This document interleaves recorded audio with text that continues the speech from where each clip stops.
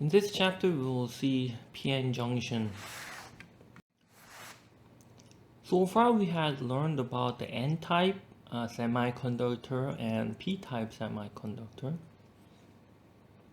Now we know that by adding more impurities into the semiconductor, we can make it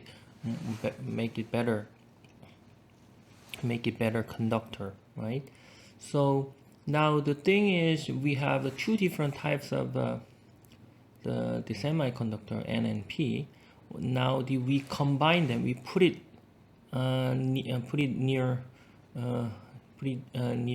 nearby, and we get like for example N type and P type like this. We put it together, then we will see what will happen, right? So N type, we have a electron, majority carrier is electron, and P type semiconductor, we have a majority carrier is hole, right? So this is electron.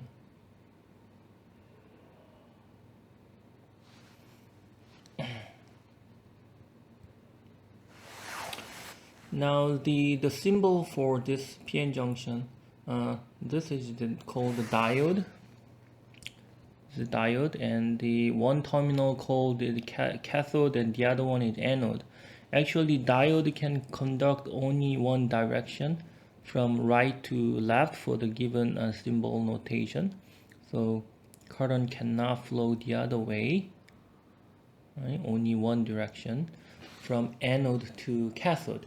The name was made by following this convention. So adding node is, we are adding current, we're adding charge, a positive charge, into the adding node. So that is called anode. And cathode is the catching node. So it catch the carrier, it catch the positive charge in this case. So this is called cathode. So you can see that direction of the current, it can flow, right?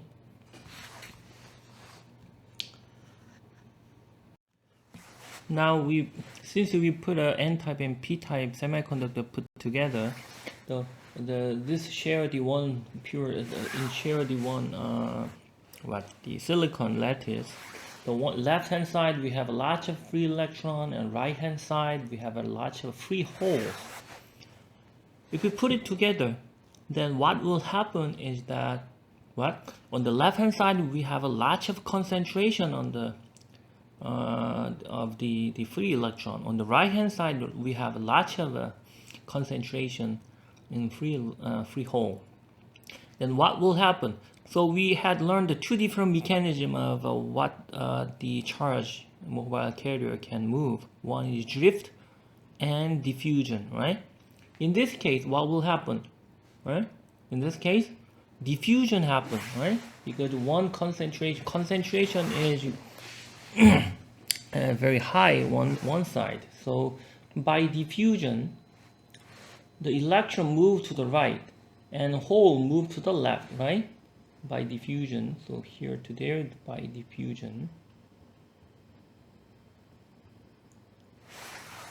Now what will happen is that once the electron, for example, move to the right, what happened? It will leave the atom have the positive charge, and then this electron and then hole moves to the left, then it leaves each space as the negative charge, because in this case there's no mobile carrier here. For example, because we have a number of proton and electron the same in the same atoms, right? We have a positive charge for example, right? And a negative charged electron here, right?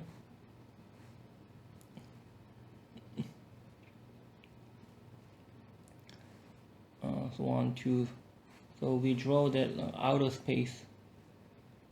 So 1, 2, 3, 4, and 5, right?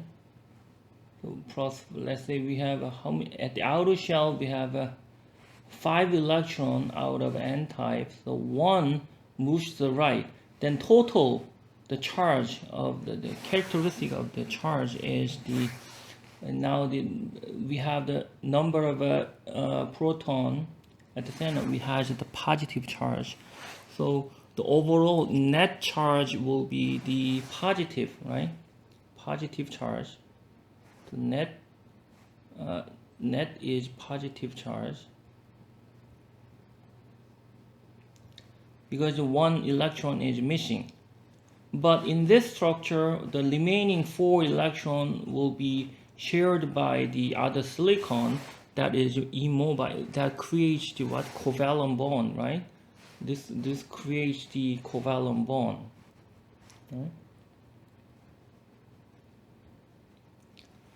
So this is an immobile the electron. So net charge from the atom is positive charge because it lost the electron. On the right hand side, in the p-type semiconductor, since the hole moved to the right to the left, it lost one hole, meaning it effectively it gets the more negative charge, right? So the net charge will be negative. So, but the thing is that this positive ion so creates the ion which ions because it lost an electron, right? So this creates the positive donor ions. This charge is immobile. It has charge but immobile because all the electrons are shared by the used for covalent bond, right? And similarly, on the right hand side we have the negative acceptors ions. So negative charge there, but those are also immobile. So and more electrons move to the left and to the right.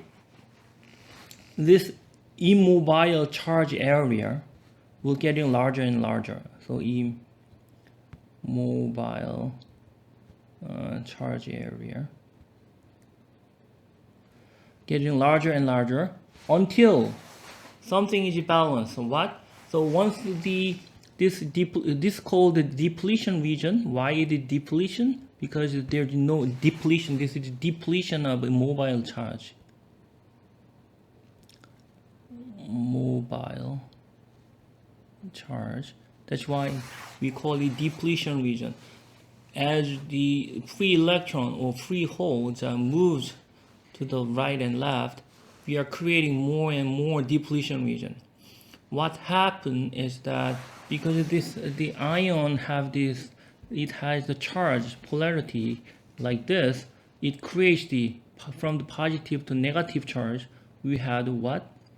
Electrical field happen. So E field happen. Because of the diffusion concentration difference, our mobile charge moved to the other side. Now we have an immobile charge in between, in the middle, that is called the depletion region, creates the electrical field, E field. E field, right? E field. Now, what happened? Because the direction of E field is from left to the right. So electron, in order for the electron to move from left to the right, right? What about this electrical field direction?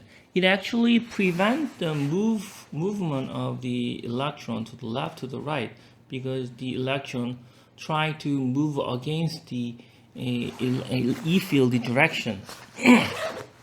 So you can think of the E field as a wind. There's a strong wind is coming, but the electrical in such E field, flowing like this, and then electron cannot go against the direction of the wind, for example. So it will somehow stop the diffusion.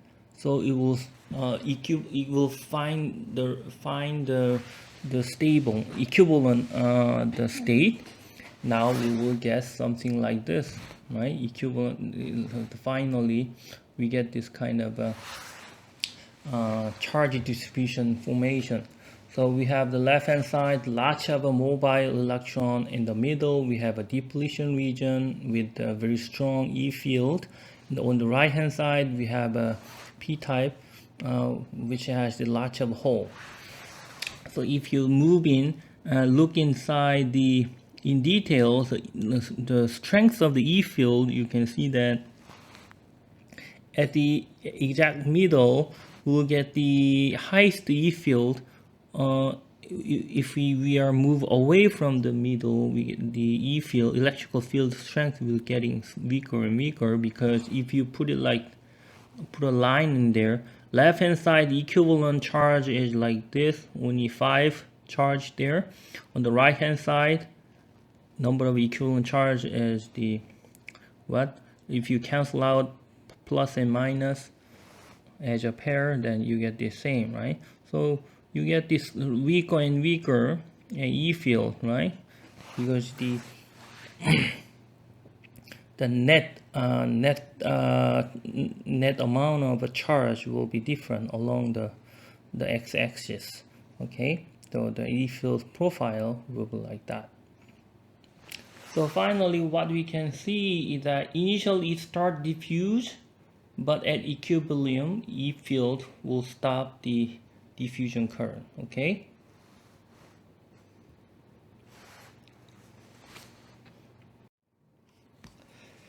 So we have seen that inside the depletion region, there's an electrical field by the immobile fixed charge, right? E field with a certain distance, right? That means that there is the voltage difference, right? Because the strength of the E field is the voltage divided by the distance, right? Usually, so the existence of the E field inside depletion region, that means that there's some potential difference, right? So let's find the potential difference, the voltage. So inside the depletion region, we have the diffusion current, right, and drift current. Right? This is the E. So diffusion and drift current would be the same, right? The drift, the diffusion.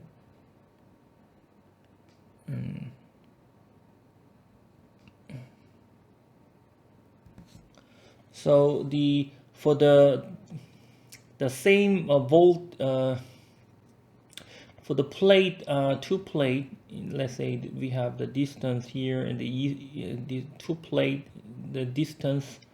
If you have a voltage difference, apply the voltage difference there, you get this amount of electrical field. But inside the depletion region, and the strength of the E field is not the constant.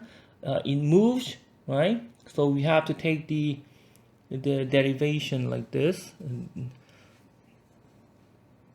So E will be Ex, right? It will be function of the position. So this dV dx can be what? So if you take the integration from x1 to x2, you will get the like this equation, right? The integration of Pn to Pp. So Pn to Pp here, from here to here. So for the N-type semiconductor, we have the donor concentration is Nd, and the P-type semiconductor acceptor concentration is Na. Once we know that concentration of the majority carrier, the carrier concentration. Then we know the concentration of the minority carrier, right? That would be Ni square over Nd. On the p-type is Ni square by N over Na, right?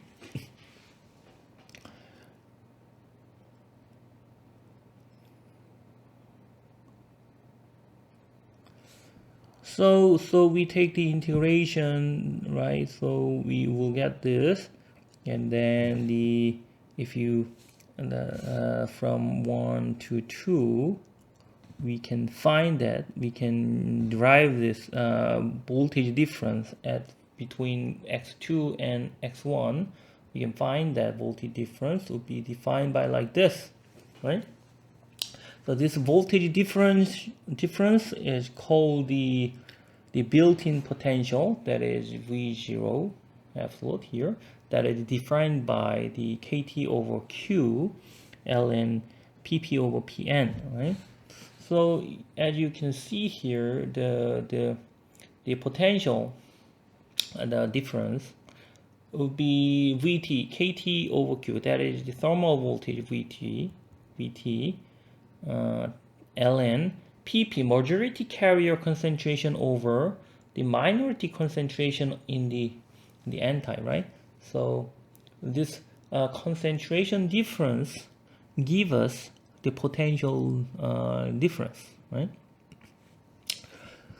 So PP and PN, this PP is the PP is the majority carrier Na, so Na times. So this PP is the Na majority carrier in the p-type, and Pn is the minority carrier, right? So this number and that number, right? Use that. So Na, this is PP, then Nd, so Ni square over Nd is the what? This is the 1 over Pn. This is the Pp, right? So the concentration difference would be like this. This can be also calculated the other way. So the concentration difference between the Nd, right? And that will be same as Nd over what? The p-type majority carrier difference concentration, that would be Ni square over Na, right? So this number is the same. So either you find the concentration difference in the with the electron concentration, or you can find the concentration difference using the whole, right? Concentration difference. So in either case, that gives us what? So the electrical built-in potential like this, right? From the previous derivation, we were able to see like a concentration difference between p-type and an n-type of the, let's say for example, hole. This difference give us the potential difference, voltage difference, V0. In turn, we can write down Pn over Pp over Pn equal what? So the V0 built-in potential divided by Vt thermal voltage, the exponential, right? Now, if we apply additional voltage around this PN diode, that will increase, that will add up, right? The potential difference. In this case, Vf is right hand side is positive. This is the equal to what? Minus plus Vf, right? Like this.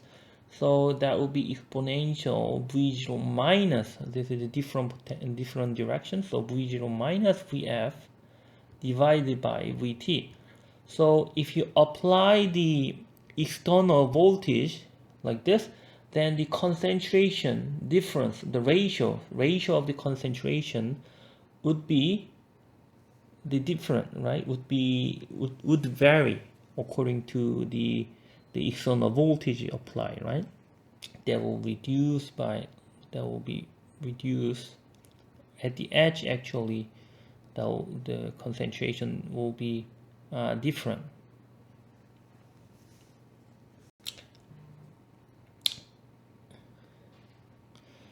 And the PN junction on the reverse bias, we know that for PN junction without any external voltage, we know that there is the potential difference called the built-in potential there. So if we apply the reverse voltage plus minus like this, so right now this is the symbol anode and cathode like this, right? If we apply the reverse voltage here around the diode, then what happens is that we increase the voltage difference between left and right, right? That will increase there's a electrical field there from left to the right, right? Positive charge to negative charge. If we add more, then we will increase the more electrical field. To have the higher electrical field, we need more charge on the left and right. That will give us a more wider depletion region. Because if we are having stronger electrical field, to make it balanced with the drift current, the diffusion current. So drift current and diffusion current must be balanced at the steady state, right? For that sense, we will have since we have a larger electrical field, more diffusion there. So the electrical field there, so we will get the larger area. Since inside the depletion region there is no mobile carrier there, so it looks like the empty space. You can think of two metal plate between this boundary, two metal plate separated by some non-conductive dielectric. So this two parallel plate looks like a capacitor, right? This capacitor is this capacitor distance metal, so this conductor distance will get larger space when you apply the reverse voltage there. If I get the larger distance there, what happens is that the capacitance will be the smaller. So this diffusion capacitor, typically capacitor is the proportional to area over distance times the dielectric constant. The larger distance gives us a smaller capacitance. The relationship between the reverse voltage and the junction, this capacitance, this is called the junction capacitance, across the depletion region. This junction cap defined by Cj0 over square root 1 plus VR over built-in potential V0. So if you increase the VR, you get the smaller the junction capacitance Cj. So larger VR, larger VR, we get the smaller junction capacitance there, right? Of the C0 Cj0, this is when the reverse voltage is 0, there's no voltage applied there, then Cj0 is defined by this the equation. So what you have to remember is that if you apply more, this is kind of varactor, variable capacitor. The capacitor value is determined by the voltage across the diode, right? Reverse voltage diode.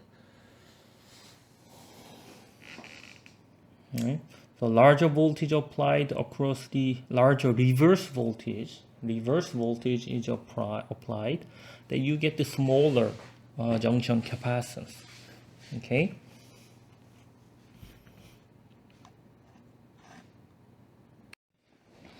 So far for the diode here, if you apply the voltage, reverse voltage like that, there is zero, the current is not flowing, right? That's what we had assumed, right? But in reality, the current is not exactly zero. There's non-zero current flows. So reason is that, let's say if you apply it like reverse voltage like this, then we have the potential difference between this at the boundary of the depletion region. That would be V0 plus, right, VR. So we apply the VR. So we have learned that the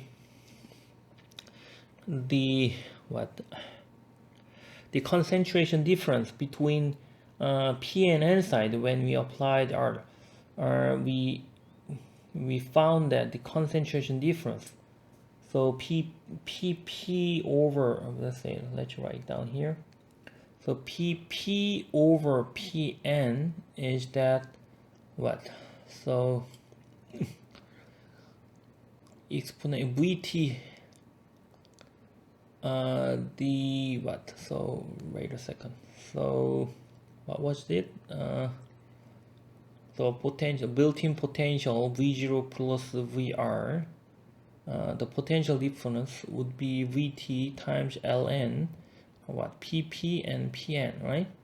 So for the VR equal to 0, the difference will be like this. The concentration difference would be PN divided by PN. If you apply the more the reverse voltage there, then the PN should be reduced like this, right?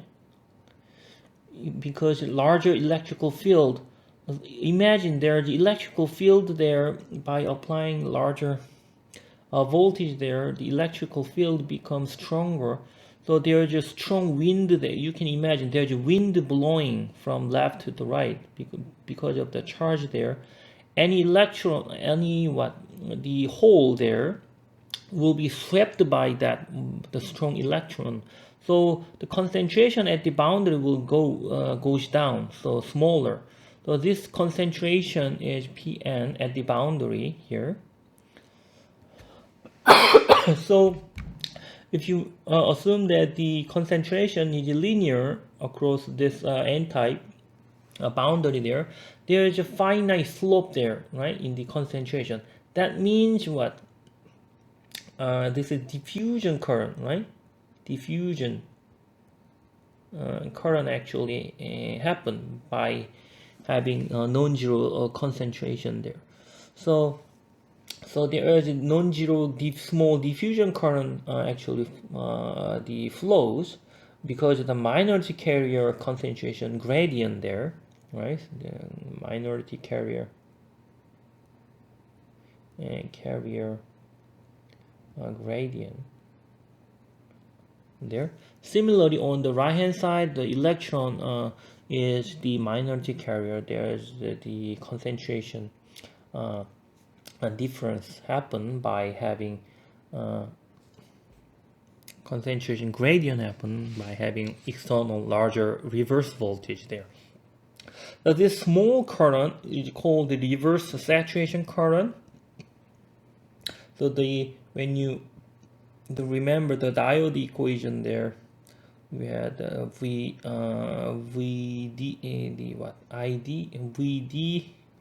versus ID. So ID was what? So ID was IS times exponential VD over VT minus 1, right? When this curve is like this, so there is non-zero, right, reverse saturation current flows, if you remember the diode equation there, right? So what's happening inside the diode it is something like this, right? Okay. The diode voltage here, assume we have this notation is what, plus minus VD, the forward bias voltage there, VD. So we have this plot. Okay, so having wider, so if you increase the reverse voltage there, we have seen that wider depletion region. If the depletion region becomes wider like this, let me change the color. Let's say if you increase the reverse voltage there, the depletion region will be wider, and then what, this concentration of the minority carrier would be like this, right? At the boundary, it will be a small smaller concentration there. So we have this gradient like this. So what? The stronger slope. We have a more steeper gradient happen. So that will increase the reverse saturation current (IS). So larger the reverse voltage will get slightly small. So it is quite small number, but actually the reverse saturation current increases. Okay.